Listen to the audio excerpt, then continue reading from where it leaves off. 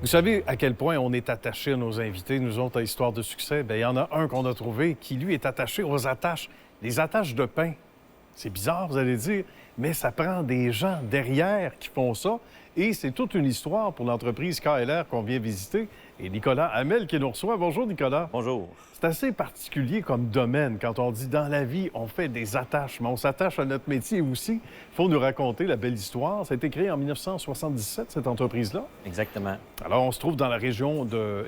Bon, dans le Grand Saint-Hyacinthe, on va dire comme ça. Exactement, oui, dans la région de Saint-Hyacinthe. Bien. On va expliquer comment tu es arrivé au sein de cette entreprise-là en 95. En 95, j'avais commencé à travailler pour KLR System. C'est KLR System nous a engagés. C'était le propriétaire à l'époque, c'était Louis Roy. D'accord. C'était plus petit à l'époque. Il y avait Louis, le propriétaire, une secrétaire, sa femme qui travaillait pour l'entreprise. Louis avait besoin d'aide pour entretenir les machines. À cette époque-là, on était distributeur pour les machines qui installent les attaches à pain. OK, d'accord. Donc, on faisait le service, la vente, le support de ces équipements-là. Louis m'a engagé. Moi, j'ai sorti en génie électrique au cégep de Chicoutimi, puis je me cherchais un travail. Donc, en cours de circonstances, on s'est rencontrés. Puis, il m'a engagé pour réparer et installer les machines pour fermer les sacs de pain. Et là, on prend goût au métier, mais on se dit, on doit être valorisé dans ça. Ça veut dire qu'il faut nous donner des responsabilités, puis ça, c'est venu assez rapidement.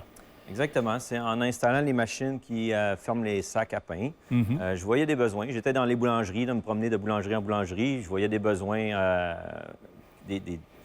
qu'on pourrait améliorer les choses. Donc, exemple, une compagnie qui avait 10 personnes alentour d'une table en train d'emballer des bagels à la main. Ouais. Je ramenais ça à Louis, puis je disais, peut-être, Louis, on pourrait leur faire une table avec un piston pneumatique, quelque chose pour améliorer. Plutôt qu'être 10 personnes pour emballer les bagels, on pourrait peut-être être 3 ou 4, peut-être. Parce qu'il y en a un qui emballe, il y en a un qui surveille les trous des bagels. Puis... des gens peut-être moins efficaces que d'autres. Puis Louis embarquait il me faisait confiance. Il dit, penses-tu que tu es capable de faire ça? Je dis, ouais, je pense que oui. Donc, à l'époque, on n'avait pas les outils qu'on a aujourd'hui. Mais je bricolais quelque chose. Puis ça finissait que les gens achetaient ça. Donc, quand on a vu que ça fonctionnait puis il y avait une demande pour ces trucs-là, on a acheté de l'équipement, des tours, des fraiseuses, une meilleure soudeuse, des trucs comme ça, ce qui me permettait de faire de l'équipement encore mieux. Puis, on a engagé des gens, des machinistes, tout ça, pour me donner un coup de main. Puis, c'est comme ça que ça a commencé, le côté fabrication, parce qu'on était plus au niveau de la distribution. Bien, voilà, là, on devenait fabricant. Exact. On a tous chez nous des attaches à pain. Hein? On achète un pain, quel qu'il soit, au bagel ou peu importe. On a l'espèce d'attache en plastique conventionnel qu'on connaît et qu'on reconnaît. Et à un moment donné, on se dit, y a-t-il quelque chose de plus écologique, finalement, sur le marché? Et on dit que nul n'est prophète dans son pays. Nicolas, c'est un vieil adage qui te dit quelque chose. Tu as lancé ça ici. Et ça se fait en carton. Donc, biodégradable, j'imagine. On voit même le mot compostable. C'est compostable. Et c'est pas rien, là. Et pourquoi qu'on n'a pas ça ici? C'est peut-être pas dans notre culture tout de suite. On a l'impression que tant qu'on n'est pas obligé à faire un changement, on repousse ça à demain. Ça s'en vient. On a beaucoup de prospects, de clients qui sont intéressés à migrer vers ça. Parce qu'il faut le dire que nos attaches conventionnelles en plastique sont faites de polystyrène. Le polystyrène, on ne recycle pas ça ici au Canada. Et même par sa taille, c'est un petit morceau de plastique. Dans les centres de tri, ces choses-là, ça compte pas. Ça va se perdre dans le processus de sorting. Mais oui. Donc, on est venu avec l'idée d'une attache en carton. On a développé l'équipement.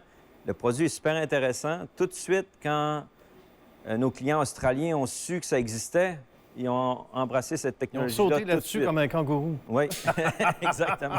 C'est ça, pareil. Exactement. Donc, c'est extraordinaire parce que c'est aussi viable, c'est aussi juste. Ça fait le travail, comme on dit. Ça répond pas mal à tous les besoins. Puis là, on a maintenant une belle expérience en Australie. On fait plus de 2 ou 3 millions d'attaches par jour qui s'en vont toutes en Australie. Mais pas encore pour le Canada, c'est dommage, mais ça s'en vient sûrement très bientôt. Oui, il faut. L'attache est aussi fonctionnelle que l'attache conventionnelle en polystyrène. Elle est compostable, elle est recyclable, puis elle coûte même un peu moins cher. Fait on essayait, nous, dans notre développement, de répondre à toutes les cases, autant la case financière que environnementale, Exactement. Et tout. Donc, les gens nous regardent en ce moment. Est-ce qu'il y a quelque chose à faire? Parce que le consommateur est prêt. Le Les consommateur entreprises est le sont prêt, puis le probablement. consommateur est plus puissant qu'on pense. C'est Oui. vraiment le consommateur qui a le plus gros mot à dire, on va dire. Parce que les compagnies, toutes les boulangeries confondues, ils veulent des parts de marché. C'est ce qu'ils veulent. Le jour qu'il y aura une boulangerie qui va avoir des attaches en carton, c'est nous, en tant que consommateurs, d'encourager cette boulangerie-là, puis les autres vont emboîter le pas. Ben voilà. On en consomme qu'environ 1 milliard de petites attaches au Canada par année. Imaginez. Si on convertit ça, ça fait quelques 300 tonnes de plastique qui, par sa taille et sa nature, qui est le polystyrène, se ramasse nécessairement dans les sites d'enfouissement. Donc, c'est 300 tonnes, c'est pas négligeable. Énorme. C'est Ça, énorme. ça a vraiment l'air insignifiant quand on regarde ça comme ça, mais quand on voit les camions de polystyrène reculer ici chaque mois, c'est majeur. Au volume, c'est toute une commande, comme disait l'autre. Bien, il y a de quoi être très, très fier, Nicolas. Puis à quoi ressemble le portrait rapidement en conclusion sur l'avenir, justement, des belles façons de changer les choses pour l'environnement, mais aussi au niveau des équipements, etc. Tout ce qui est automatisation, c'est vraiment un domaine d'avenir en ce moment. Puis notre carnet de commandes est plein, il n'a jamais été aussi plein. Si on pourrait fabriquer 2 fois plus de machines qu'on fait en ce moment, on les vendrait sûrement tous. Bien, Nicolas, merci pour cette belle rencontre, cher ami. Salutations à la belle équipe et à ceux et celles qui vont joindre à KLR éventuellement également. Merci, bonne suite de succès. Merci d'être À là. bientôt.